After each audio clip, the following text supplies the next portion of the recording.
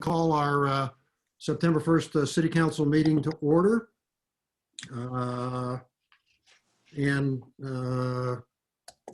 We might as well, I'll go through what I'll call the cliff notes. I don't think we need to go through all of the details given the number of people we have on today, but one of the important elements is this is clearly an open forum, compliance with the Texas Open Meetings Act. For those who wish to speak and provided 3 minutes of discussion anytime during the presentation, please send a note to g.tx.us. I suspect everyone on the link so far knows Geo, because otherwise they probably wouldn't have gotten an invitation. But if you would like to speak, please send a note to Geo, and Geo will alert us in terms of the opportunity to have a discussion.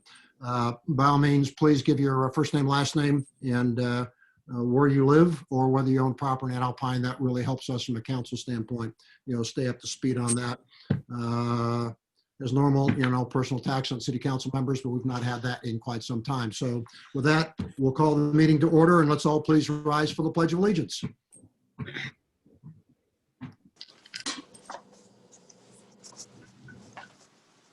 I pledge allegiance to the flag of the United States of America, and to the republic for which it stands, one nation, under God, indivisible, with liberty and justice for all. Thank you. Cynthia, do we have please give us determination of quorum and proof that we can actually meet tonight?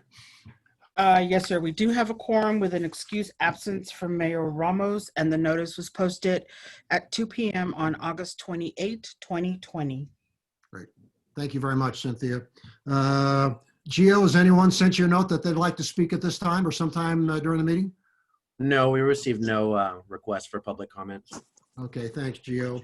The mayor did not have any comments or anything he passed along to me, so let's go directly into the reports. I know Andy doesn't have any, and Rod, you've got nothing listed, and I know in part ECTA's got another meeting here in about 26 minutes, so we want to move directly into the city manager. Eric, I'll turn it over to you, and you can coordinate and work your part with ECTA.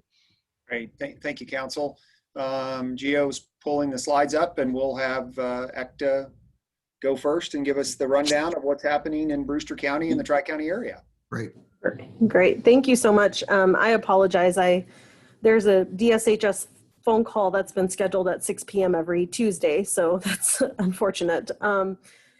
So with our COVID update, we are going to start looking across the state. The number of cases of COVID continue to decline across the state, which is really good news. And then along with that, the number of deaths day by day due to COVID also continue to decline.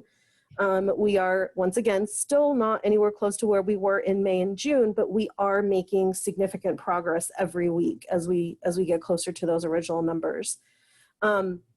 We are seeing a little bit of relaxation also with the number of beds being occupied in the hospitals across the state as well. That's mimicking what we see with the case numbers. So our occupancy rate in the hospitals is easing up a little bit, which is also allowing priority for truly emergent and high need patients that are outside of COVID as well. So it's allowing hospitals to get back to more of their day-to-day norms, which is beneficial for everybody across the state. We can go to the next slide. Okay, so our case count dashboard, you can see that as of this weekend, the US is looking at about 18 cases for every 1,000 individuals. Texas is exceeding that. We're at 21.9 cases for every 1,000 people. Tri-County is 15, but if you pull out Brewster County specifically, we're at 22. So Texas has slowly and unfortunately caught up to where we are. So if you remember where our outbreak was back in June and the number of cases that skyrocketed within a short period of time, Texas has slowly and steadily gotten to where we were because of that. So that's not necessarily good news, but we have luckily kept our increasing number of cases fairly slow, and we have not been continually outperforming Texas in a way that we don't want to. In terms of testing for every 1,000 individuals, The US is testing at 246 tests for every 1,000 people. Texas, unfortunately, dropped behind these past 2 weeks. We are now at the 10th worst state in terms of testing. If you recall, we were normally at the 13th to 14th worst state, and we've dropped even below that. So hopefully there's some changes being made and increased testing happening, and we can improve from there. The Tri-County area is doing fairly well. We are above average for the country. We're at 286 tests for every 1,000 individuals. And this does include the slightly over 1,000 mobile tests that were done this past week through the Tri-County area. So that is, yeah, very, very good. Brewster County is up to 206 cases. That brings us to 22 cases for every 1,000 people. We currently have, and this is a little bit outdated, we are currently up to 6 active cases in our area. And we are just starting to get from DSHS the mobile testing results trickling in. And so I'm not sure how many positives we're going to have there, but I am sure that we are, if we have this few just from the local hospital and clinics, I'm sure the mobile testing has captured another handful. So I'm sure that that number of active cases will go up as the reports start trickling into the county level in the next, the rest of this week.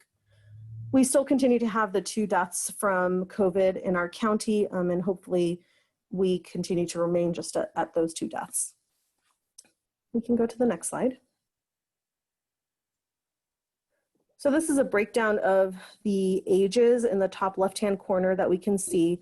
So the number of individuals in all the various decades of life continue to increase slowly.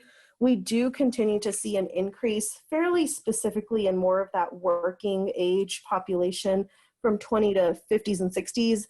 And then we are seeing a slow increase in cases in our teens and folks in their 80s and 90s, but not at the same rate as those that are routinely having to leave work and interact with, leave home and interact with other people in the community and at work and grocery stores and things like that.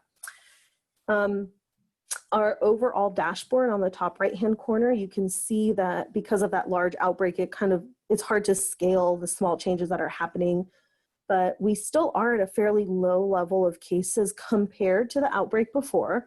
And you can see in that little red dotted area, if I blow it up, that's the graph in the bottom center that it would come out to. We went down to very few cases and then have kind of come back up. And like I said, as the mobile testing results get reported to the counties, I know individuals are getting the results, but as the county level gets it, I'm sure we'll find another handful of positives as well. We can go to the next slide. So just quickly, I know I've talked about the metrics. So there's specific data points that have been extrapolated by a few really good schools of epidemiology and public health in terms of what are the goals? What's the goal data points to really hit, to know that we're doing a good job with limiting the spread of COVID in our area. So the 5 metrics are here, and if you go to the next slide, I made a really easy dashboard to follow. And so green are the metrics that we're meeting and the red ones are the ones we aren't. And again, the 4th one looks at the testing positivity rate. That does not include the mobile testing. This just includes the testing coming out this past week from the clinics and the hospitals. So going one by one, if you look at ICU bed occupancy, the goal is to have less than 60% of our ICU beds occupied. We currently have 0 occupied, so that's a good thing. In terms of a 14-day new or active infection, the folks that we are monitoring who are actively infected, our goal is to actually be less than 4 for the amount of population that Brewster County has, and we are right at 4. So we just barely missed that metric. The Texas RT-0, so that is the number of individuals one individual infects. So you want that number to be less than 1. And so currently our number across the state is 0.9. I wish we had the ability to calculate that on a county level because that would be more pertinent to us. But because of the lack of population in our area, it's really hard to make that statistic work in a way that's accurate. So we have to follow Texas for now. And like I said, Texas is at 0.9. So we do meet that as a state. The testing positivity rate, as I said, in this past week, because we have started having positives, we had, and actually the 37 is incorrect, we had 53 folks tested through the clinics and hospital in the last week between the 21st and the 27th. And we had that resulted in a 7.5% positivity rate. So we are definitely having more positives than we would like to. The goal is to have less than 5% of your test volume come back positive. And then again, the mobile testing, as those large levels of tests come back, you know, we had over 1,000 tests being done. That'll give us a really robust testing positivity rate. So I'm looking forward to getting that data in the coming days. And then our average tri-county weekly testing goal. So again, none of these other numbers mean anything if we can't test well. So we want to be able to test about 198 people or tests per week in order to say that we have robust testing available. And of course, with the mobile testing coming through, we have definitely exceeded that by a lot. So we average about 758 tests over this past week. So we're doing okay. We're meeting 3 of the 5 metrics, and I'll have better numbers as the mobile testing results come in. Hey, how many total did we test in Alpine this last week? So the total in Alpine, I believe we did 146 on one day and 147 on the other. So 293 is the total that I was given in Alpine. Wow, that's close to great. Yeah, that's up from the week before where we were only at 115 on the single day. Yes. So we had done 127 the round before that, and then we went to 115, and now we've gone up a little bit. So I do think that continuing to have communicate a little bit. Yes, exactly. Good. Well, thanks for you and Chris really working hard to pull that together. Doctor, I have a quick question. This is Cynthia. I was asked when the next testing is going to take place. Do we have a date yet?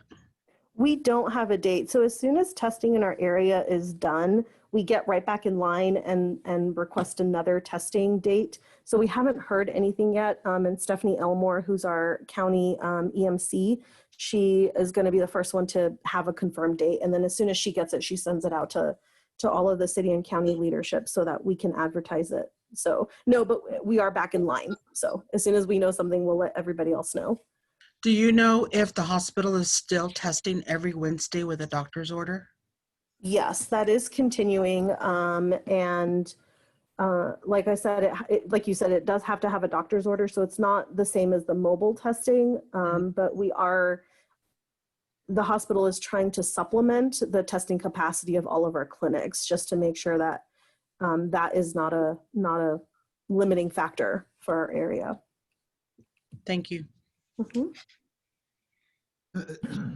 Ekta, can you help give some perspective? I know last time we had the discussion, it was about, because a lot of people ask, you know, at what point might there be some discussion about whether or not to continue with the mask requirements and other items where, you know, the governor has some, or the judge has some latitude. Any discussion about that?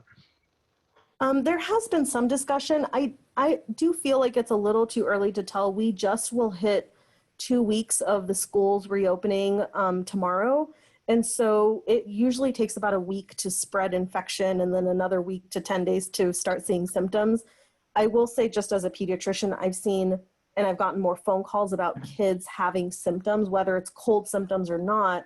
Anything can be COVID at this point, even in children. And so I'm getting a lot more phone calls this week about that compared to last week. And then, you know, and that was more than the week before. So I do think that we were all assuming that infection would spread, whether it was COVID or not. We would see an increase in the spread of infectious diseases when schools reopened.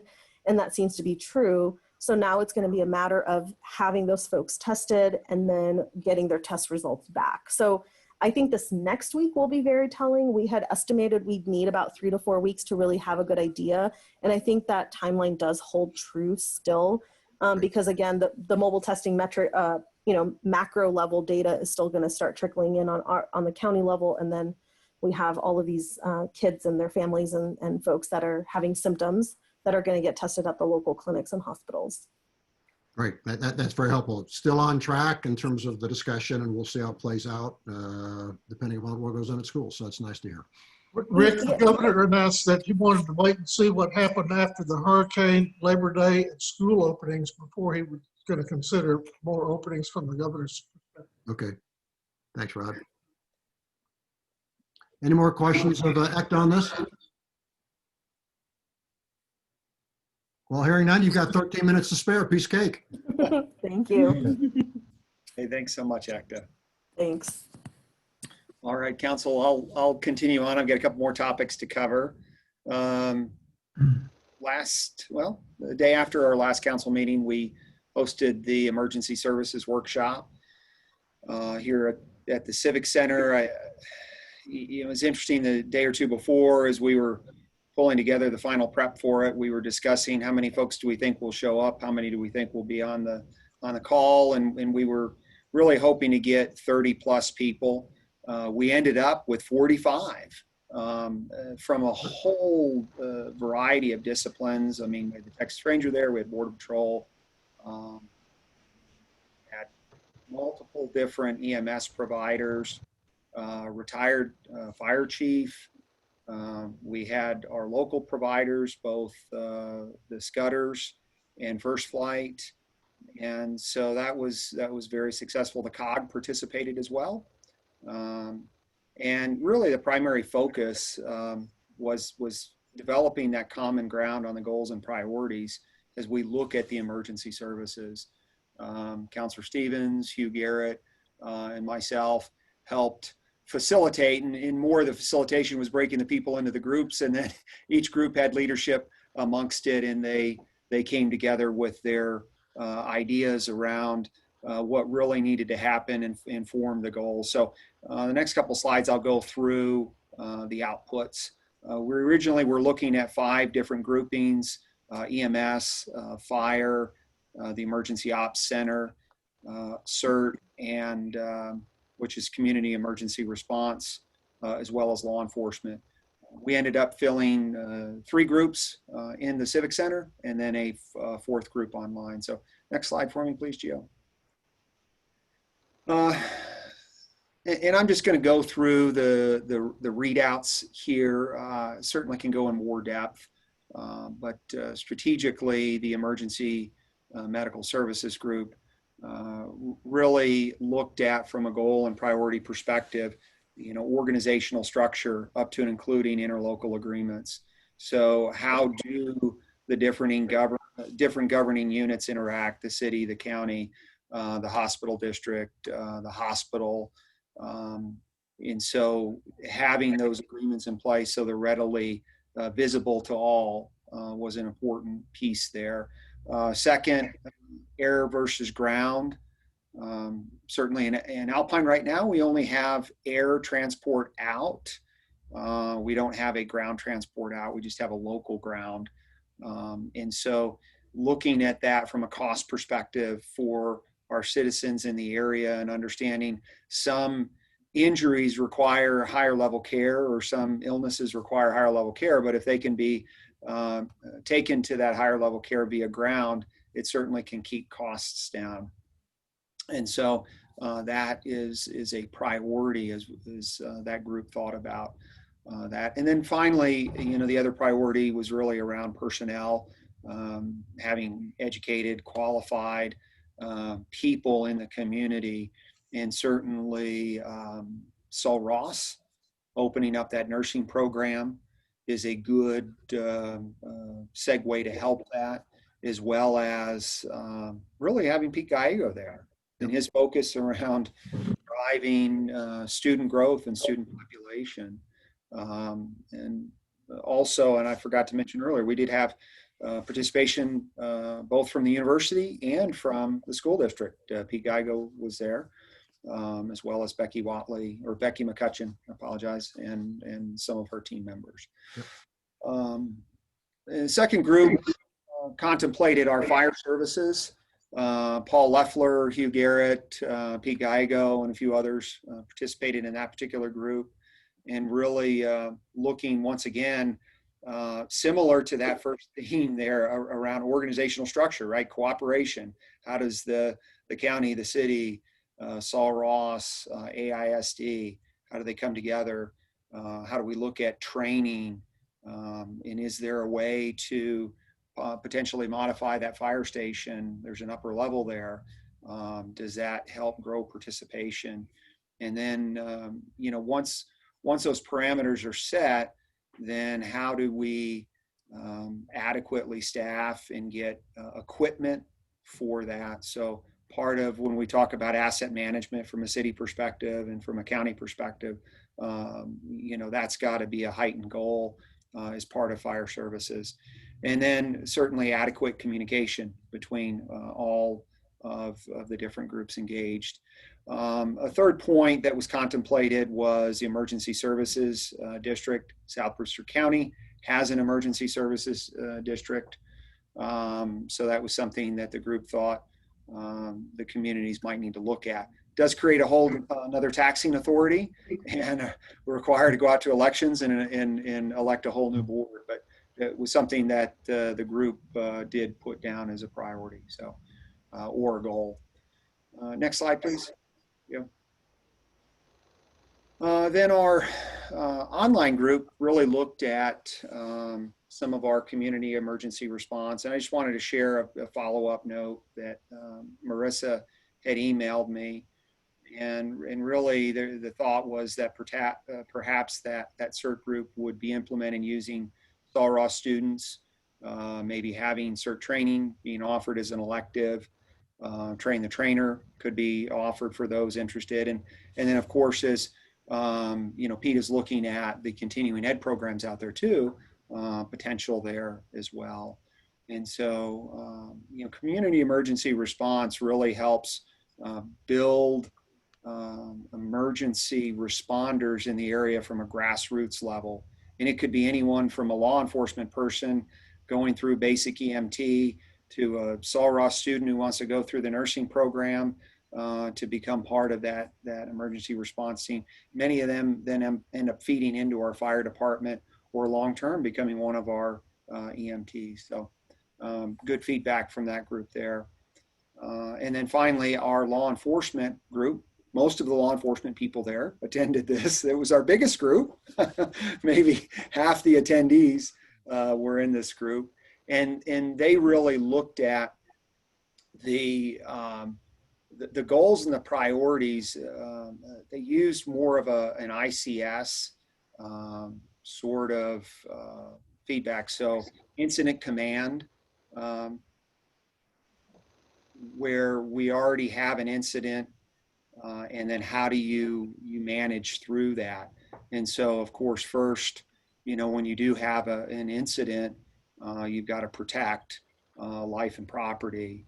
And then, your second step is to respond, and that's establishing that ICS and ID assignment responsibility, accountability. And then third is communication, certainly finalizing that incident command structure. And then step 4 is resolving the situation. And then step 5 is secure and investigate. And I think, as our group of multi-jurisdictional team members came together and they thought about ICS, part of the discussions I heard afterwards is this idea of how do we get together regularly, whether it's a couple times a year or once a quarter, and go through some emergency preparedness situations. And I know my previous time in telecommunications, we every year would go through a major disaster exercise, and it brought together all the disciplines.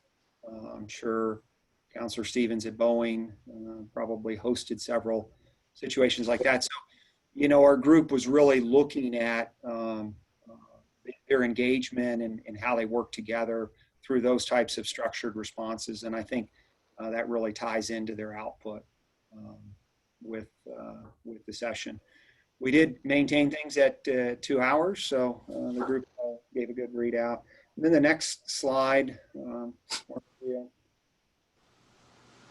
really the takeaways, from my perspective, were communication amongst all the entities. That really stood out. The workshop was a step in the right direction to getting the entities together, talking about the goals and priorities, putting them to paper, and really identifying, understanding, where we need to move forward. And then, kind of how do we layer this into a consistent process over the next 6 to 12 months, which will certainly provide more success for all the programs across, the city, the county, the school, the university, in the general area. And then certainly training and personnel was another key theme that emerged. How do we find the right people? How do we encourage them to engage? And then provide good training so that if they are in the midst of a situation, that they feel not only comfortable responding, but then who are their partners around them. And so certainly when we think about exercises, emergency management type exercises, that's a way that we sort through. So, my sense is really our next steps would be some individualized type workshops where we take the output from EMS, we take the output from fire, we take the output from law enforcement and from the other, from the CERT, and we have a more defined workshop where we then start putting names and activities and set some goals relative to, or some times to the accomplishment of the goals. And so that along with creating some emergency management exercises over the next 3 to 6 months will be very helpful. Chief Martin and I have spoke afterwards. One of the things we want to make sure we do also from a city perspective is have city emergency management type exercises too, so that we pull in water department, streets department, and our other disciplines within the city, so that we're reacting well, not just from a city, but if there was a larger scale issue, how do we make sure we're tying in our breadth of our team as well. So before I jump forward from that topic, any ideas, thoughts, comments on the workshop? Eric, I do have a couple of questions. First of all, congratulations on the success of the workshop. I think you got an excellent turnout and apparently some very interesting discussions that were underway. Now, the other thing, was there any discussions during any of the, especially the emergency medical group, about maybe the different providers in organizing and conducting, let's say, like first aid or training for the residents of Alpine, where they can have, where people can go to get an idea of some training, or maybe visual training through the internet, or even going to people's homes and teaching or sharing information about what to do in case of a heart attack, or what to do in case of choking or whatever. Yeah, I mean, good question. We didn't get into that level of detail, Ramon, but I do think the CERT, the Community Emergency Response Team, as that grows, that almost could be an extension of the EMS, where you start really pulling in people that are interested in providing that first level of care, call it first aid or call it settling people down until the higher level care gets there. And so my sense is that may be how it evolves, but they didn't get into real details on community level training. Though I do agree with you. I think if we had some more open houses and things of that nature, it would certainly spark some interest with people, and those types, using the Emergency Ops Center for a weekend type session where people could learn some advanced skills. Sounds good. Thanks. You bet. Thank you. Yeah, Eric, Rick, my perspective, I think what you and Chief are doing on emergency management coordination within the city is really important. I think it's a huge opportunity across the multiple jurisdictions that would be involved in anything. If there's a train derailment or major fire, And it's clear that the Emergency Operations Center at the county level hasn't been used in an integrated way. So I think there's an opportunity there to build from what the city needs to go do and then figure out what those interfaces might be at the county level. And that might be part of what you and Chief walk through from an interface perspective, because you're going to have city things you got to get done. You got county things you're trying to interface work and how that plays out. Good, thank you. Thank you. Any other thoughts or comments? All right, well, let's shift gears a little bit. Gio, on you can jump down to slide 13 for us. Really, I think it was on the 18th of the month, we had the readout. So I've added a few slides in here, and I think more than anything, we've gone through the study over the past few years. We certainly understand the biggest challenges that we face from an alpine perspective is, with call it the regional commodity flows, the truck commodities, the rail commodities, the border crossings, all of that is going to drive more traffic through Alpine, right? So as we think through that, what does that mean to Holland Avenue? What does that mean to East Avenue or East and West Avenue E? What does that mean for tourism through the town as you have trucks that instead of passing every minute could be passing every 30 seconds? And we know with the constant push that that's a reality. Certainly COVID, we've seen some slowdown in traffic, but as the economy opens back up, we'll pivot and grow back to where we were and then some. So next slide for me, Gio. And really the group was looking at, just kind of refreshing everybody's mind on where the points were of traffic across the region, and what some of TxDOT's thoughts were as they managed forward. Go to the next slide for me, please. And thinking about what the highway freight needs were. How do you look at improving condition and performance of the highways, mobility, reliability? When you come out of Presidio and you're going north, obviously, as traffic increases there, that first 30, 40 miles is lots of turns, lots of twists, and there'll be continued erosion on that path. And then also, with the bridge opening up and the new rail freight traffic, and as that's coming up through Alpine, intersecting with the UP line, and then that rail line going north to the San Angelo and beyond. And of course, that condition of that rail, everybody that's been on it or walked on it knows that it's an older condition. There's safety issues when you come through West Alpine. I think about as they cross Sul Ross, and they're on a pretty large fall off, either to the east or the west.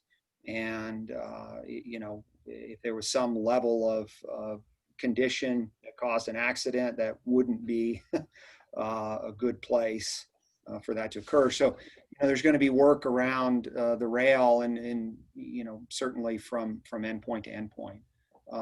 Next slide for me, Gio.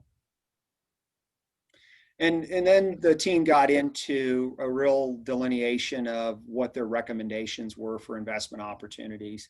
And this is where, our local team, I think we were represented by at least 7 or 8 people. This is where we really started kind of chiming in. And, you'll see item 2 there for Brewster County, is talking about the functional rail interchange between Texas Pacifico and UP. Where they kind of join up for 11 miles, and then some ideas around assessments there. And down a couple layers below that, we had the intermodal facility discussion, which would be really probably Stockton, San Angelo. I don't think they're really looking at Alpine as per se an intermodal location. And so we started really then asking more questions at that point about the rail bypass and about the truck bypass. And at that point, they popped up a greater list. There was 36 or 38 items, actually, not just 5. And we dug down and found that item 10 and 11 were really contemplation of that rail bypass and that truck bypass. There was also note of quiet zone on there. It was in slide 18. We'll show that as well. And then all beyond quiet zone, also moving that rail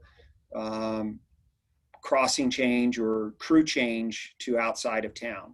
So, our perspective was, if you're going to work on a rail bypass or you're going to work on a truck bypass, then if we can pull that up into the short term, then that limits the need on quiet zone, and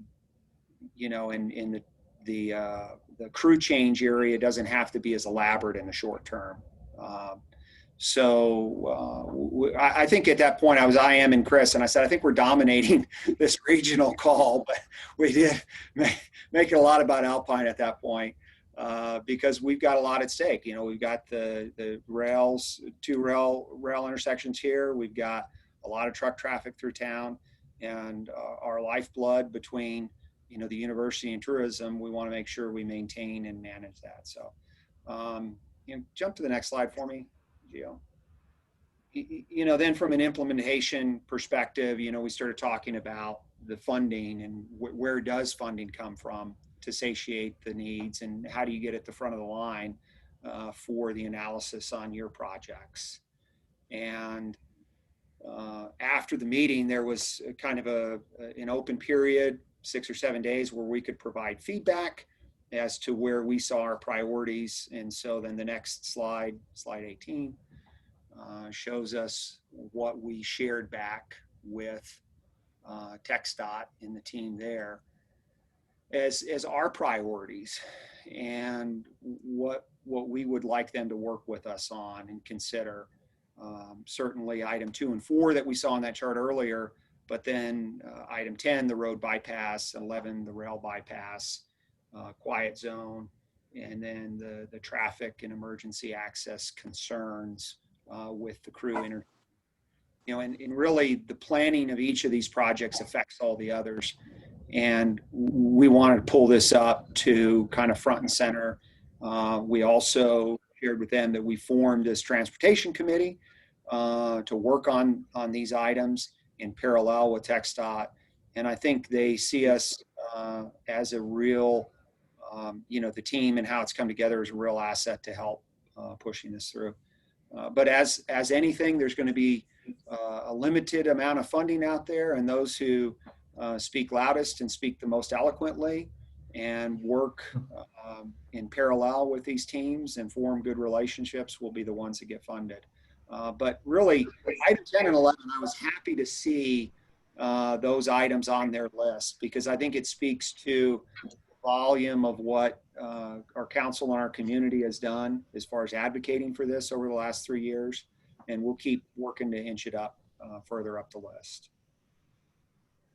I'll pause there. Any thoughts? I know, Rick, you were on the call as well. I think you did a great job, Eric, providing the summary to it. And from my perspective, we ought to be unabashed and not bashful about putting our thoughts on the table, because to your point, those who speak loudest have the opportunity to get the resources, and having the transportation committee in place, I think, is a big step forward to help make sure that from a state and federal funding standpoint, their opportunities are going to roll in our direction. No doubt lots of work to be done from the community standpoint, but in my view, it turned out to be a good meeting, and I'm glad there was as many of us involved in that meeting as there were. Yeah. Rick and Eric, the Texas Pacific has announced that they've received the funding to start rehabilitating the track between Fort Stockton and Presidio. They're going to start working on that immediately. Good. Also, another importer in Presidio has learned how to start bringing in produce from the Oasis Mennonite farming area through Presidio. So he's bringing in about 7 or 8 trucks a week now, but they have thousands of trucks that now go to the valley, Rio Grande Valley. So if they started moving a significant number of those, we could start seeing some upticks in train and truck traffic through Alpine pretty soon. Well, and you raise an important part, not only from a volume standpoint, Rod, but also when you look at the study and dove in the details, they're talking about they coded 6790 with up to 2-inch ruts because the truck's going through, which is going to be a huge issue from not only a city perspective about road quality, but I worry about the underground utilities. If we start getting indentations that are up to 2 inches, we're going to have our water leak issues that we have. We have to worry about sewer lines going under. So we're going to have to do the things that the city probably should have done when the shovel-ready jobs were done, 8 or 9 years ago. But the other issue is going to be the traffic issues we're going to run to that Chris Weber and team did with the 6790, I'll call it safety study, and the 5 locations within Alpine that are going to be at risk, including going from, I think it got a grade C or D at the 6790 118 intersection down to an F for the amount of time it will take to get through there. So bringing all those together is going to be really important, and the volume you're talking about is going to force that sooner than later.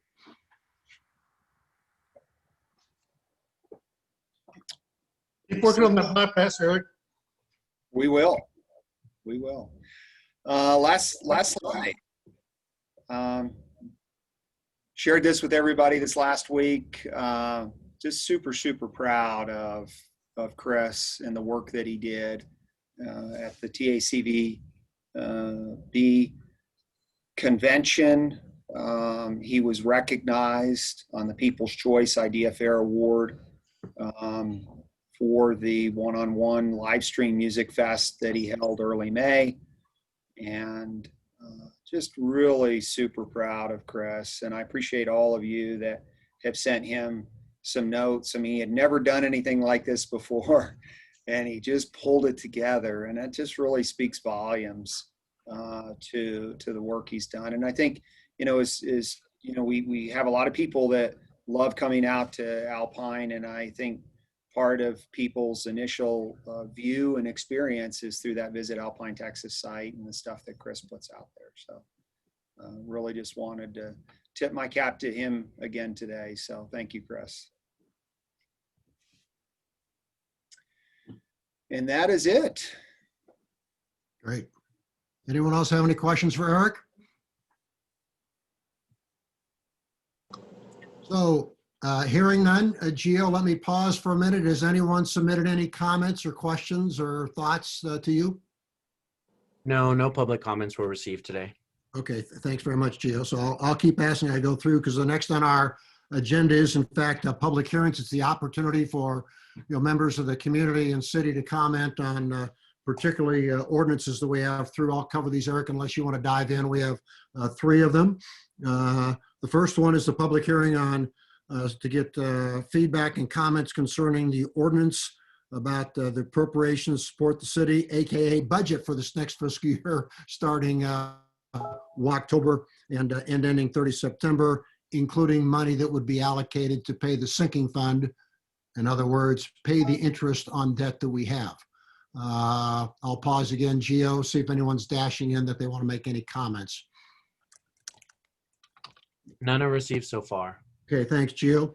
Then I'll go on to number 2. The second is the ordinance and getting feedback regarding the amending the Alpine Code of Ordinances, Chapter 46 on fire prevention and preservation for the fire fees for the city of Alpine. I know David Hale, our building inspector and a lead in that area, has been off working that. I spent some time, we talked about that at the last city council meeting.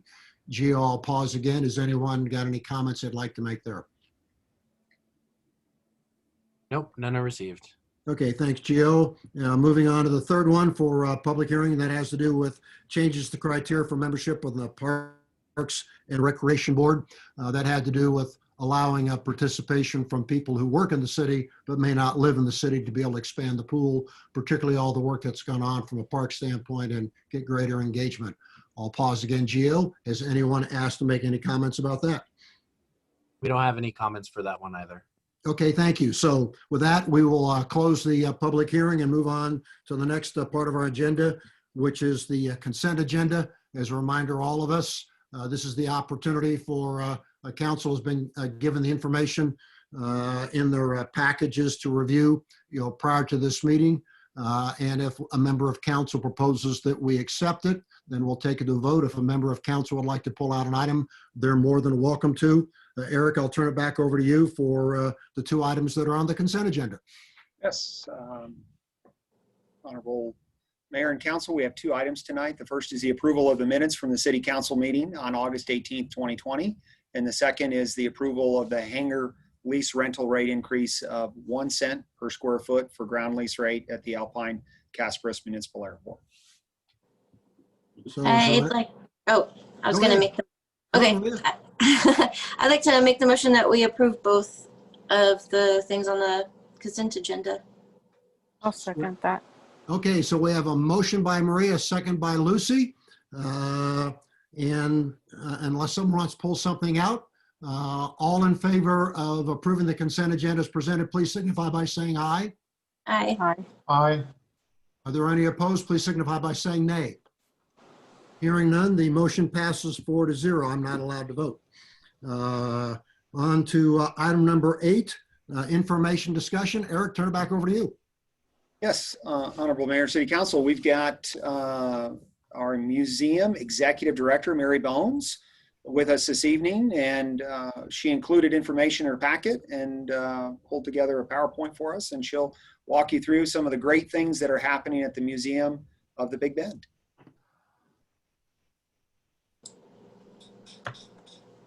All right, Mary, do we have you off mute?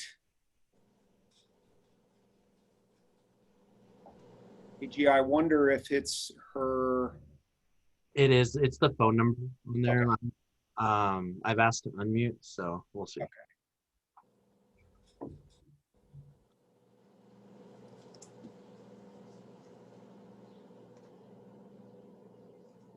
Is she the 8145? Yes. Mhm.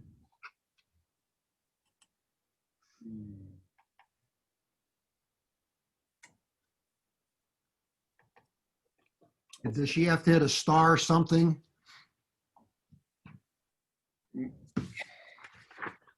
Yeah, I'm wondering. Yeah, when you're on Zoom, you got to hit star, and I don't know the code because I don't use Zoom, but it is a star something. Mary's probably on the other line saying, yeah, tell me what the doggone star is.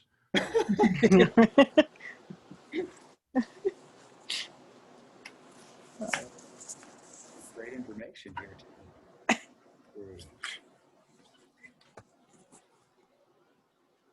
Wonder if she would. Mary, if you will hang up that phone line and then log back in.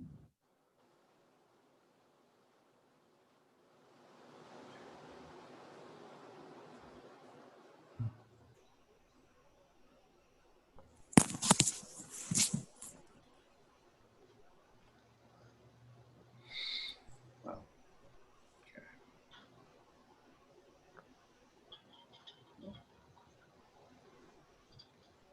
There she goes. She dropped off. She'll come back in.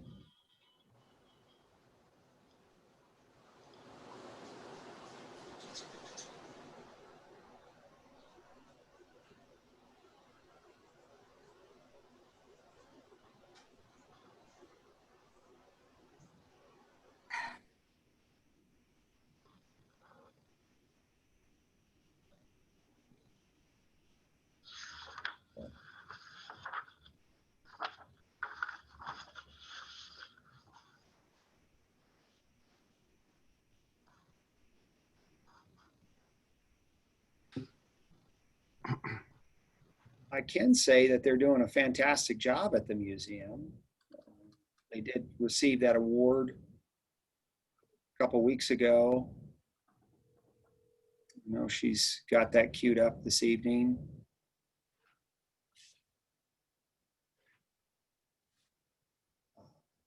There she is.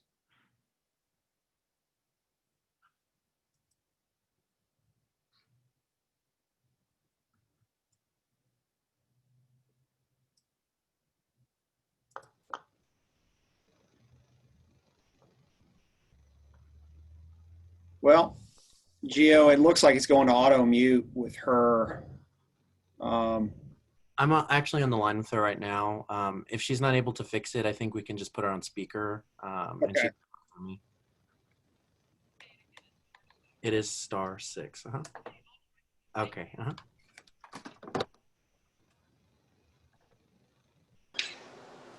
There we go. Oh, hello. Yay, welcome, Mary. Well, hi. Thank you all so very much for giving me a little bit of your time this evening, and I've taken a lot of it trying to figure out how to unmute. Anyways, this is Mary Bones, the director of the Museum of the Big Bend, and I wanted to give you all a quick update about how the museum has done for the fiscal year, so from August 2019 to August of 2020. So, Gio, if we could go to the next slide.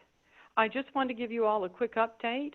Thanks to the hot funding to the Museum of the Big Bend, not only does it support our advertising needs to not only promote the Museum of the Big Bend itself and our wonderful Big Bend Legacy permanent exhibit, but also our temporary exhibits.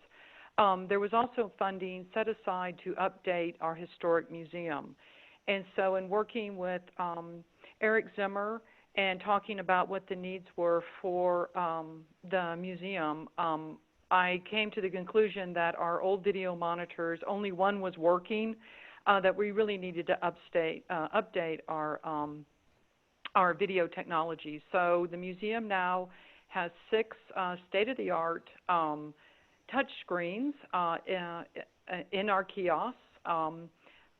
They allow us to have additional videos. Originally, our video monitors would only allow you to show 1 film, and now we can add as many as we would like. So all of our monitors at least have 2 videos, the classic videos that were produced for the Museum of the Big Bend, along with some really wonderful aerial photography by the Texas Aerial Photography folks. All of our screens are ADA compliant. And if you can see, it's kind of small, but on that quick shot I took of Big Bend in film, all screens carry the City of Alpine seal. We really appreciate you all helping us out to update our permanent exhibit. Next slide, please. The next one is just to give you all an overall idea of what our visitation has been to the museum. As you can see, for the period, we had about 14,000 folks. We averaged more or less 1,061 people a month. Some months there were more, some were less. And of course, as you all know, the museum was closed for 5 months. We closed on March the 14th through July 13th. So it really impacted our ability to welcome our visitors to the Big Bend area and to Alpine. We were able to still do student tours. This is of the museum. This is kindergarten all the way through college, Sul Ross State University and other colleges and universities that came to the campus. So we averaged about 2 per month for a total of about 23. And of course, again, spring break museum closure really impacted our ability, especially to do the spring tours for our area school children. Next slide, please. Adult tours, again, these are folks that are either come to us on bus tours or small private individual tours, but the majority of these folks are staying out here in Alpine in the Big Bend area. We did better than we had expected, so definitely tourism was up, especially for our adult visitors. So we did about 4.5 tours per month, and of course it would have been much better without COVID, but what was really interesting was the number of interest based on the number of hits to the Museum of the Big Bend and Trappings of Texas Facebook pages. We really blew it out of the park on folks coming and looking at our postings that we do on the Museum of the Big Bend. That's a daily posting, Trappings of Texas. That's probably every other day of posting on the Facebook pages. So we found that even though folks couldn't come to the area, there was great interest about the Museum of the Big Bend and then Trappings of Texas, cowboy gear, and Western art. And then next slide, please. With COVID-19 still impacting the museum, I've made the decision to really reduce our hours of operation. So right now we're just open Tuesday through Friday, 10 a.m. to 4 p.m. And we're just going to have to monitor to see how the community handles COVID-19 and how we'll move forward after the fall. So COVID-19 hurt us immensely, but actually, oddly enough, something really good came out of all of this, and you can see that on the next slide, which is True West Magazine selected the Museum of the Big Bend. We came in as number 7 as the top Western Museum of the West in 2020. And what put us in that category, not only do we have an incredible museum, but that we were able to make a quick pivot, taking Trappings of Texas from our usual big opening weekend with all the events here at the museum and turning it into an online exhibit and sale. So this was big news for the museum, something I think we can all be really proud of, and I wanted to share that with you all. So last slide. Thank you all again very much for your support of the Museum of the Big Bend. We so appreciate it. Great job there, Mary. We appreciate everything you do up there. It's such a great asset for the community, and I think it's on the must-do list for a lot of visitors that come to Alpine. Well, great. Thank you all so very much. And we've got some really great exhibits and some neat ideas for this next fiscal year. So just stay tuned. And thank you all. Are there any questions for me from the other council members? Yes, I do have a couple of questions. Yes, Visitor sir. Mo, on the visitor population coming to the museum, you mentioned around 1,600 or so per month. Have you any idea of the breakdown of the populations, that are Hispanic or non-Hispanic, et cetera? Oh, from the Facebook pages? You know what, The Councilman? walk-ins, the people that are walking into the museum. No, sir, we don't ask that question. What we do ask of folks, if they'll leave their names, is where they're staying, and if they're staying here in Alpine, and at what hotels and motels they're staying at. But I haven't done a demographic breakdown as you were referring to. Okay. The other thing is, I know I've been in there a couple of times myself, and you have a really nice sales outlet. How are you doing on sales? I'm just curious. I would say this year we've broken even. We might even be a little bit in the hole. So, and as you all know, the museum is revenue generating. We are part of Sul Ross State University, but we are not part of the university's budget. We get a small amount from the state of Texas. And so the museum gift shop does help us cover a variety of costs to the museum, but this year we broke even. Okay. Are the sales items on the internet? I mean, can people order from you through the internet? They can, but that's one thing that we need to explore more.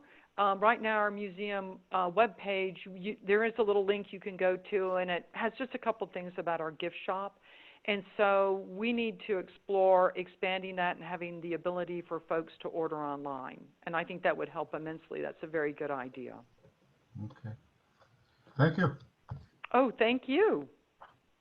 Hey, Mary, with the map collection downstairs, I took my grandson over there last week and we wandered around. Of course, he pushed all the buttons on the doggone diorama map out there. Had a blast with that.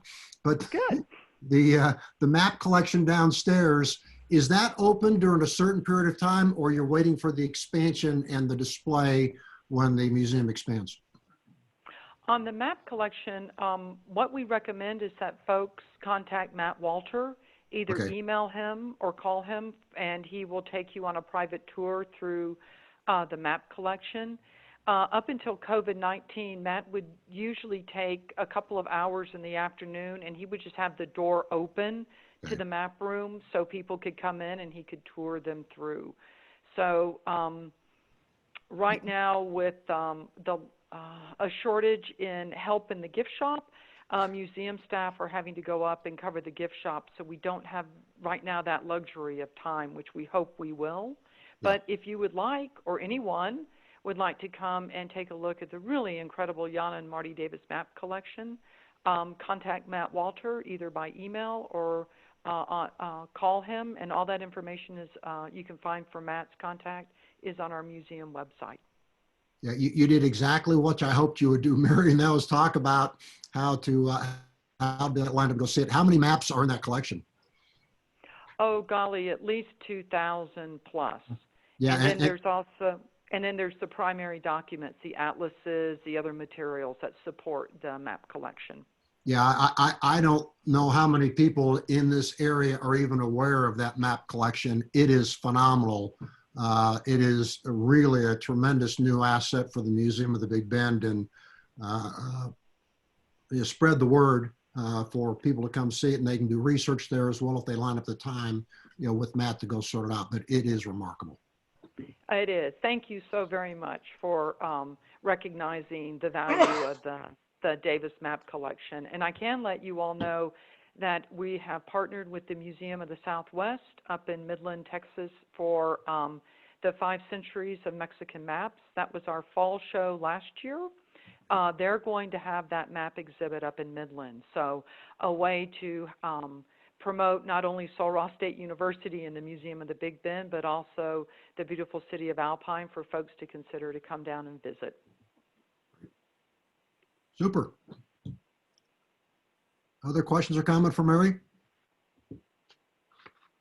Hearing none. Hey, Mary, thanks very much for the leadership you're providing. And I know you all are really trying to balance the cost side at the same time, help people get that tremendous asset there. But if you're up on Sul Ross and you're walking by and you see the ropes going across the main entrance, don't be bashful. Walk in right through the museum store, and it's open, and trappings is displayed back there. Really worthwhile spending a couple hours there. Great. Thank you all so very much. Have a good evening. Appreciate your help. Thanks, Mary. Thank you, Mary. All righty. Bye. Okay, we'll now move into our action items. We got 8 of them on the agenda tonight, so we've got a whole agenda to work our way through. And Gio, before I dive in, has anyone leapt forward and asked to make any comments about anything so far? Nope, no comments were received. Okie dokie, thanks, Gio. Well, I'll keep asking along the way. Someone may pipe up. It's an opportunity. We've got 28 people participating, mostly associated with the city, but and with council, but there are others out there as well. So with that, Eric, I'll turn it over to you to get the ball rolling. We've got 8 out of up to 10 action items tonight, and the first one falls in your court, and I think it has to do with the newspaper. Right. Thank you, Honorable Mayor and City Council. Item 1 is to discuss, consider, and take appropriate action approving a resolution 2020-09-02 to adopt the official newspaper for fiscal year 2020-2021. In my previous 4 years, we never went out and took this action, but we do have the opportunity every year to, as a community, determine what the official newspaper of record is. It is important because that is where we post all of our notices and our ordinances, and you know, we probably post 6, 10, 12 things a month. And we reached out to the different newspapers, both Alpine Avalanche and Big Bend Sentinel, and provided information in your packets with what their subscriber bases are. But really wanted to give council the opportunity, as defined by law, to make that selection annually on who they would like to use as their official newspaper. Thanks very much, Eric. Is there someone who would like to make a motion to get the dialogue going? I will make the motion. Go ahead. So Maria, you're up. Ladies first. Okay.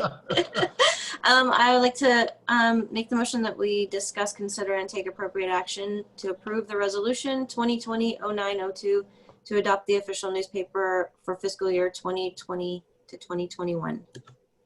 Okay. We have a motion on the floor. I'll second. I see the second. Yes, sir. Mr. Marone. Yeah, so Okay.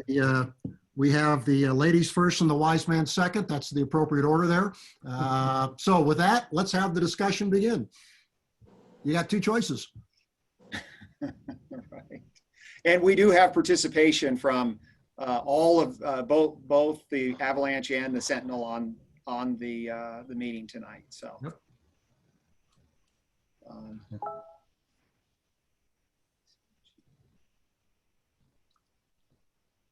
So given we're now into the discussion phase, does someone from the Avalanche or the Sentinel would like to make comments? I'm sure Gio can open up the mic.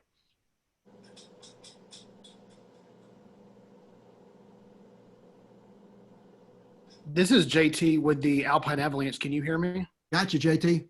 Okay.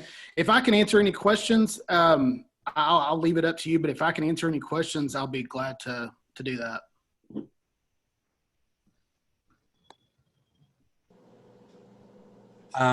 Max from the Big Bend Sentinel would like to make a comment as well. Hey y'all, and same for us as well. I just wanted to, we were looking at the packet in advance of this meeting, and we just wanted to we wanted to point out something about the numbers that came from the Avalanche about readership. I was just wondering, is that possibly a typo about the 13,000? Was it supposed to be 1,300 paid subscribers?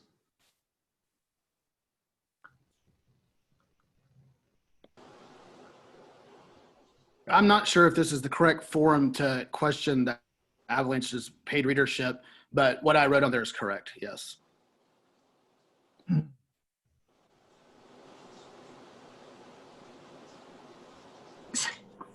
So do you want us to just decide which one we would prefer each council person, or is that what we're doing? Yeah, so Maria, that's what this particular action item is about, is to select either the Big Bend Sentinel or the Alpine Avalanche.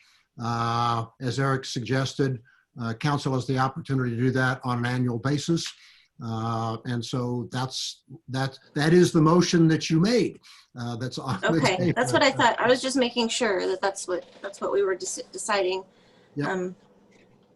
So I guess I'll go first. I would prefer to use the Big Bend Sentinel, if that's what we're doing, is making a decision. Mhm. That's my choice. Okay. So, and this is the opportunity for some dialogue. Eventually, I think you'll have to amend the motion to include either the Big Bend Sentinel or the Alpine Avalanche to be able to go finalize that, but so we can take a final vote. But Maria's made her point known. Others? Yes, I do have a question. The gentleman from the Big Bend Sentinel brought up an interesting point regarding paid subscribers. Do we have a response from the Alpine newspaper? Yes, I'd be glad to answer that. There's a couple things. One, the every paid readership newspaper in the state of Texas has to publish a statement of ownership in an October issue of their newspaper, which is open record and available. I wasn't asked to provide that, but I can. Also, the Texas Municipal League states that in order to become an official newspaper for the city, you have to have your second-class postage through the county in which that city is, in which the Alpine Avalanche is the only newspaper of record with second-class postage that is paid out of Brewster County.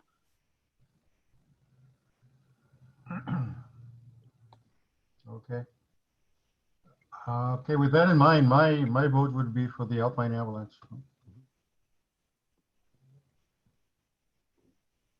Hello? Yep. Okay, thank you, Ramon. Yes. Yeah.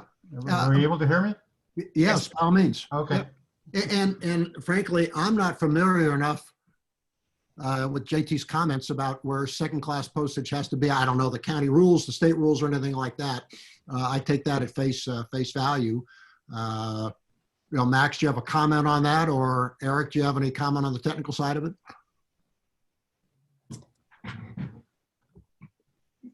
Max, any thoughts?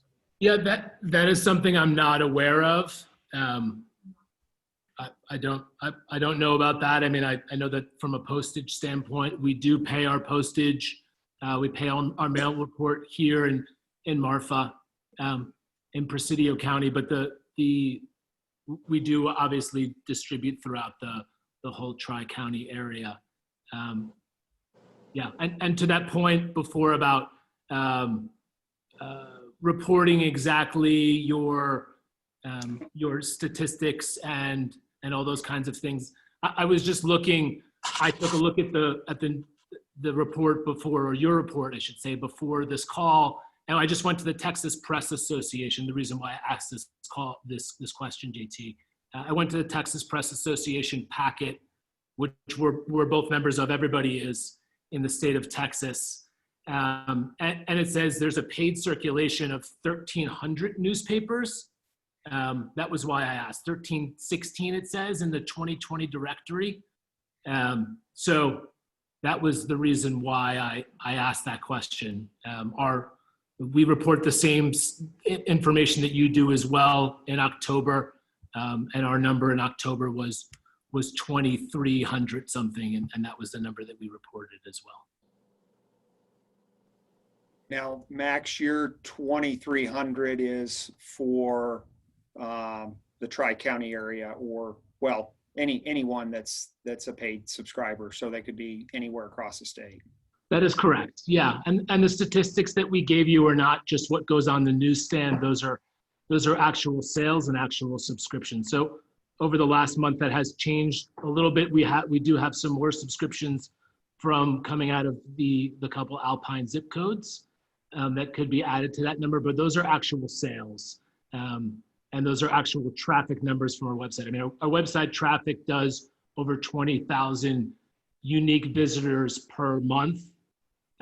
We gave you actual statistics and numbers. We drilled down into the actual number that's coming from Alpine zip codes via Google Analytics. So just given the amount of traffic that goes on in and around the Big Bend, I can tell you that I don't know everybody else's traffic, but yeah, that's what I do know. Lucy, do you have any comments, thoughts? I'm debating. Okay. Betty, any thoughts? Oh, I'm debating also. Okay. I think one of the things that's on the table, and said I'm not allowed to vote because I'm filling in for the mayor's role this evening. One of the things that JT brought up and was the inference or the requirement that in order to be a newspaper, the second-class postage has to be paid for in the county of which the distribution is being made. I don't know how that influences people's perspective. One of the things we might do is run that to ground. I can do it right now. Mayor Pro Tem, I can do that right now. Okay, go ahead, Rod. I'm reading a Q&A from Christy Drake Adams, TML Legal Counsel. She cites that the section 2051.044 of the government code says that cities, type A cities and general cities like Alpine, provide that a newspaper used to convey official notices must, as a general matter, 1, devote not less than 25% of its total columnage to general interest items. 2, be published at least once each week. 3, be entered as second-class postal matter in the county where published. And 4, have been published regularly and continuously for at least 12 months before the government and the representative publishes notice. That's the requirement. Great. Rod, thanks very much. So that puts that to rest relative to a requirement. I think then the only other consideration could be, if the Big Bend Sentinel were to say, hey, things that are published and delivered to residents of Alpine, second-class postage would go out of Brewster County. which sounds like that would fulfill that requirement. Yes. Okay, so it's not total, it's, where things are that serve Alpine, which would have to be Brewster County Post Office. And we are already distributed through the Brewster County Post Office for mail that goes into Brewster County or Alpine residents. So I think the technical element, Max, and thanks very much for that. I think the technical element there is, are you compliant with the requirement that says the second class postage has to be through that post office? And I said, I'm not smart enough to know. That's why I asked the question. Sure, makes two of us. I hear you. Yep. So given that, in order to help, come to some consensus or closure, it might be that Maria, you might want to consider to amend your motion to table it until such time as Max has the opportunity to come back with an answer to that question. And then council can make an informed decision, given the Big Bend Sentinel fulfills all the legal requirements required by the state, and then council could make an informed decision. That would be a thought that I would put on the table if Maria, you so chose to do that. Sure, I can do that. I would like to amend my motion to table this till we get more information from Max. I'll Okay. second that. So we have a second from Betty, and Ramon, since you were the original second, are you okay with that? Yes, I am. Okay, so we have a motion, we have an amendment to the motion, we have a second amendment to the motion. So by our rules and procedures, unless there is further discussion that we need to vote on the amendment, then based upon that, then go vote on the original motion. So is there any further discussion on this subject? No. Hearing none, all in favor of the amendment to the motion to table this until a future meeting? Signify by saying aye. Aye, Aye. sorry, raise my hand. Sorry about that. I fell asleep with the switch here. All opposed, please signify by saying nay. Hearing none, the amendment passes 4-0, and that negates the first. We've had the discussion, so we fulfilled the obligation. So we will table that to the next meeting, and it provides an opportunity to go gather additional data. I presume between Eric and Cynthia, you'll figure out how to get this on the next city council agenda. Yes. Okay. Thanks for that discussion. And JT and Max, thanks for participating in the call. And no doubt you'll want to tie into our meeting on September 15th as well. Okay, moving on to item number 2. City Manager, this is ball is in your court as well. I think it deals with money. Yes, yes. City Council. Item 2 is to discuss, consider, and take appropriate action on the second and final reading of Ordinance 2020-0802, an ordinance making appropriations for the support of the City of Alpine, Texas for the fiscal year beginning October 1st, 2020 and ending September 30th, 2021. Appropriating money to a sinking fund to pay interest and principal on the City of Alpine, Texas for fiscal year 2020-2021. Is there someone like to make the motion?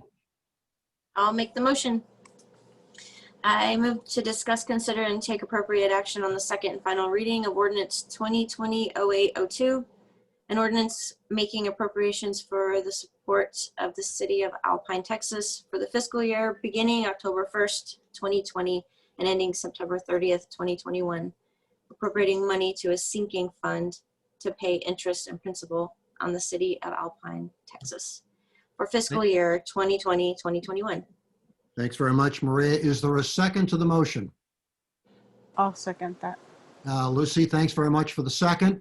This is an ordinance, and because it deals with the fiscal money for the city, it requires a by name vote. So it's not kind of this, it is everyone has to give their position relative to the motion. Is there any discussion anyone would like to have prior to putting this to a vote?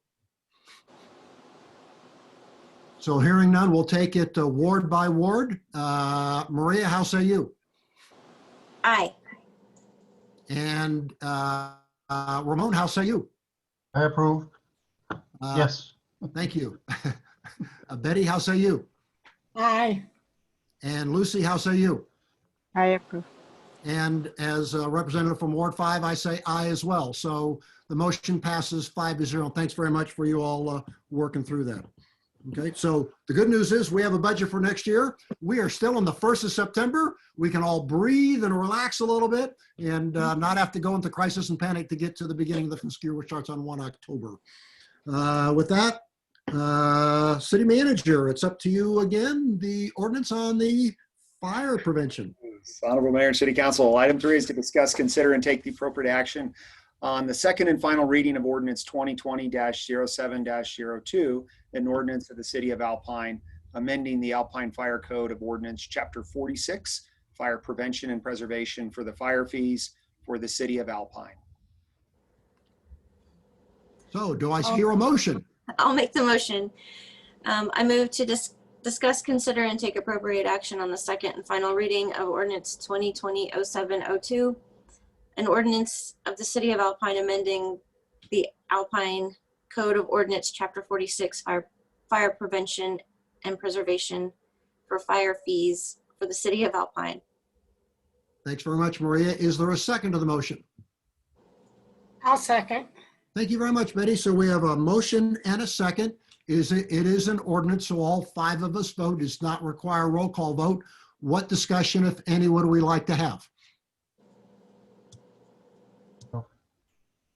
Hearing crickets, I will call for the motion. All in favor of passing the second reading of our fire code ordinance for Chapter 46, please signify by saying aye. Aye. Aye. Any opposed, please signify by saying nay. We have 5-0. Motion passes. Moving on to the next is City Manager. Back to you. Back to me. Thank you, Honorable Mayor and City Council. Item 4 is to discuss, consider, and take appropriate action on approving animal permits for 3 horses. The horses are to be located at 402 Peachtree Circle in Alpine, Texas. The applicant is a Mr. Riley White. Jennifer Stewart is on the call this evening.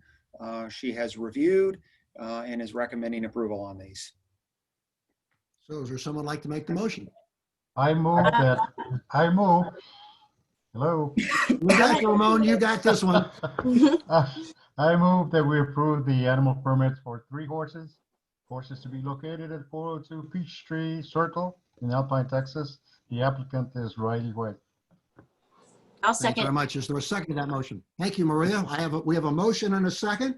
And I presume you've all had the opportunity to take a look at that. Jennifer, since you're on the call tonight, would you like to make comment?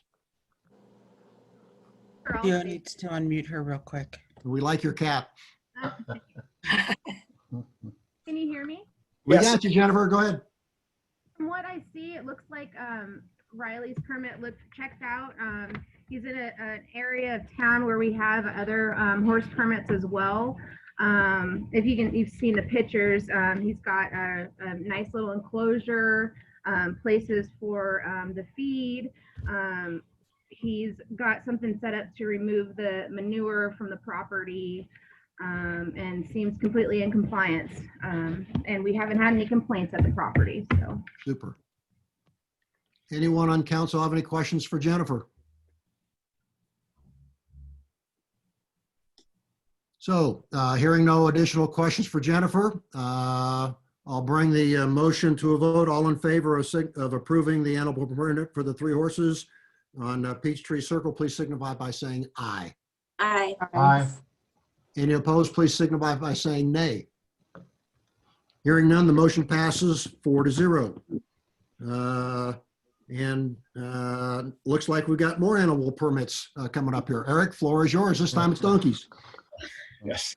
Honorable Mayor and City Council, item 5 is to discuss, consider, and take appropriate action approving an animal permit for a donkey, Standing Jack. Donkey is to be located at 309 Peachtree Circle in Alpine, Texas. Applicant is Bethany and Larry Cordova. And Jennifer has given her approval on this, and she's on to be able to answer any questions as well. So do we have a motion to the effect? I'll make a motion to discuss, consider, and take action to approve the animal permit for a donkey located at 3009 Peachtree Circle in Alpine, Texas. Great. Thank you, Maria. I'll Is there a second second? that. Thank you, Lucy. So I only have a question. I am not familiar. So Jennifer, you could probably expect this question. What's the difference between a donkey and a standing jack? Or are they one and the same? So I'm not 100% sure. It may have to do with whether they are altered or not altered, meaning testicles or no testicles. So Ah, okay. I believe that's the difference. I'd have to double check, but Okay. Okay. yeah. Well, it looks like the donkeys and the horses are almost across the street. And Yeah, they're very close. yeah. And he's also in compliance. And, you know, they have means to remove feces. They have an enclosure. We haven't had any complaints at the property. Yeah, terrific. Good. Okay. Yeah. As a rider of growing up of Palominos and Appaloosa horses, you know, it's nice to see horses here in West Texas and standing jacks as well. All in favor of the motion, please signify by saying aye. Aye. Aye. Are there any opposed? Signify by saying nay. Hearing none, the motion passes 4-0. Thanks very much. And Eric, you're next on the batting order yet again. Thank you, Honorable Mayor and City Council. Item number 6 is to discuss, consider, and take appropriate action approving the joint election service agreement contract between the City of Alpine and Brewster County for the November 3rd, 2020 City of Alpine elections. Cynthia Salas and I discussed this item and felt it was best that we bring it in front of council instead of either her or I signing off on it. Okay. I'll make a motion to discuss, consider, and take appropriate action approving the joint election service agreement contract between the City of Alpine and Brewster County for the November 3rd, 2020 City of Alpine elections. Terrific. Thank you, Maria. And for some reason, Maria, you're blank on my screen. Is she blank on anyone else's screen or just mine? She's blank on mine. Yeah. Well, I think I might have to start my camera over because I can't see anybody either. Ah, okay. So I'll wait till all this is over, and then whenever we move on, I'll hang up and try again. That sounds fair. We know your voice. We know you're there. Okay. Okay. So we have a motion. Is there a second? I'll second that. So we got Ramon in there for the quick second, slipped in right before Lucy got there. So we have a motion on the floor. Is there any further discussion or any questions, penetrating discussion someone would like to ask Cynthia about the details for this agreement? Cynthia, can you generally go over what are the general requirements of this, the contract? On the contract, Councilor Olivas, it's basically to contract with the county to be able to use their machines and for the tabulation and then any other services that we may need from them. And this is pretty standard from what I understand, that we've always had a contract with the county to do that because the city does not physically own any equipment for elections. Personnel to be present at the elections, is the county also responsible for that, or? No, sir, that comes directly from us, the city. Okay. I will pick the election judges, the alternate judges, and the clerks, and the allocated money on the budget for elections is where that comes from for us to pay all of the staffing for the election. The only one that comes on that contract, and if you reviewed it, is the assistance that Laura gives us as the election administrator from the county to be able to set us up and do the tabulations to get the machines up and running. Okay. So our total cost for this is slightly over $1,000. Cynthia, is that what it is? Yes, sir. Okay, thank you. Yeah, it's always helpful to make sure we got all that in the from a budget standpoint, but we're renting the machines from them. Good. Correct. Any further questions, comments, or deliberation on this topic? Hearing none. All in favor of the motion to approve the joint election service agreement between the City of Alpine and Brewster County, please signify by saying aye. Aye. Aye. Aye. Any opposed, please signify by saying nay. Hearing none, the motion passes 4-0.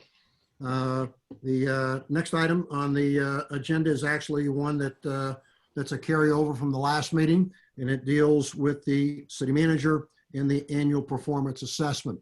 And the reason it's on the agenda, just to remind council and all the other attendees is at the last meeting, we talked about Mr. Zimmer's performance and really had, I think, a terrific dialogue and discussion. And were as in fact reflected in our minutes and our deliberation from the last meeting. There's one item that was yet to be worked that had to do with Mr. Zimmer's compensation. And we said we'd bring it back to this particular meeting. So I'll propose the motion to get it underway, and then we can have the deliberation because we've got some information that was shared in the packet to go forward. So I propose that City Council make a change to the city manager's annual or adjust the city manager's annual compensation. That's the motion. I'll second that. So we have a motion and we have a second. Now let's go on to the discussion. There was included in your package details from the Texas City Managers Association, which includes a whole host of cities, as we've done in the past. As you recall, in the past, from a council standpoint, I brought forward all of that data, and it's from the smallest city to the largest city in the state of Texas, and you get that whole run. Following up on that in the package, what I also included, and I'm not sure how best to share what I have, I did one additional item. Gio, can I share, or do I need to send it to you, or how you want to work it? Do you see the share screen option down If there? you could give me the share screen option, that would be great, because it's data that I'll share with everyone. All right. Okay. Do you see it there? I see it there. I just got to figure out, that's the one I think right there. I will now share. There it is. Voila. So this is data that's as of December 2019. So it's 9 months old, given today we're in the 9th month of the year. It's the similar data that you've all seen before. It's a rundown of salaries, undescript by city, because I don't want to go through cities, but it indicates the salary and the population. And you can see on the screen there are some 45, 46 cities that make up that population. What you see in column E is in fact average salary, minimum salary, maximum salary, and median salary. So what's the average? Median, where's half above, half below? Then the max at 260, the minimum at 67,673. And then you see average population, minimum population, maximum population, and median population. Eric's salary, as you're all aware of by contract, is $145,000. I then delineated, how many cities are greater than 130, greater than 140, greater than 145, and greater than 150,000. So, it's a simple Excel spreadsheet. You also look and see to the right of the 2019 data, where was it in January 2019? What was the average salary, which has gone up 2%. The minimum salary has gone up 4%. The maximum salary has gone up 2%, and the median salary has actually gone down by 0.5%. In my mind, the decision that we have to make this evening from a council perspective is to decide, based upon performance, what would we like to do with Eric's salary. In the event council took no action, then Eric would in fact receive the annual increase that we have approved from the budget across all city budgets, and that is in fact 3%. That's what we just approved earlier by action item number 2 in our actions tonight. Should we wish to make a different decision, that's up to us on council to go do, and I propose that we have that discussion right now. And in my view, these are healthy discussions to be able to have in open forum, and Eric, of course, has said, yeah, that's exactly the right thing to go do. So with that, there's data. I certainly have my opinion, but I'm going to be quiet and get feedback from across the board. And wherever you want to start, we can do this by popcorn, or I can call on city council members by ward, however you'd like to start. Anyone have any comments or thoughts they want to offer? I do, but I'll be the last one as well, so that council can make their own comments prior Okay. to mine. Okay. So, anyone want to start? I'll start. Go ahead, Maria. I think the 3% sounds good because it's right in the middle of what we're looking at with the increase, the maximum and the average increase. I think that's pretty good, but I'd like to hear everybody else's ideas also, because I'd like to hear everybody else's. Yeah, and so just, the 3% would work out to be, I think, what's 3 times on 45? I should have done the math ahead of time. But yeah, anyway, so thank you, Maria. Ramon, your thoughts? I'm all in favor of a just and suitable compensation adjustment. Eric's performance for the year has been satisfactory, highly satisfactory. And the question that comes to mind, though, and I'm just speculating, you said it is in the budget, but does that compensation come out of this year's budget, or does it come out of the new budget? And considering that, the new budget, we're sort of in the red to begin with. I'm not sure which way to lean, but so where's the money coming from to begin with? Yeah, so it will come out of the new budget going forward. And that was the basis for the budget that we approved. And you go down the details, it was 3% was the basis for salary increases for the city, for all city employees. And his base would have been part of that. So considering discussions we had on the budget, and like it might be tight for next year, I would lean over to the 2% increase. Okay. Okay, Betty, your thoughts? Well, I agree with the 3%. He's been doing well back there, and I think he deserves it. 3%. Okay, thanks, Betty. Lucy? I agree with the 3%. Okay. And I would support the 3% as well. While it is on the higher side compared, from the population, as you look at, the number of cities in terms of where they're at, my view is Eric's performance warrants that. So based upon that discussion, I would amend the proposal that was made to reflect that the city manager's annual compensation be adjusted by a 3% raise. I'll second. So we have a motion and we have a second. Any further discussion? Hearing none, all in favor of the motion as presented, please signify by saying aye. Aye. Aye. Any opposed, please signify by saying nay. So the motion passes 4-0, because again, I'm not allowed to vote on the subject. Eric, thank you and congratulations, and thanks for all that you've done for the city and continue to do, and the leadership you're providing. Great. Thank you very much. I appreciate it. And I have really enjoyed, I guess tomorrow, today really signifies the 1 year back. Yep.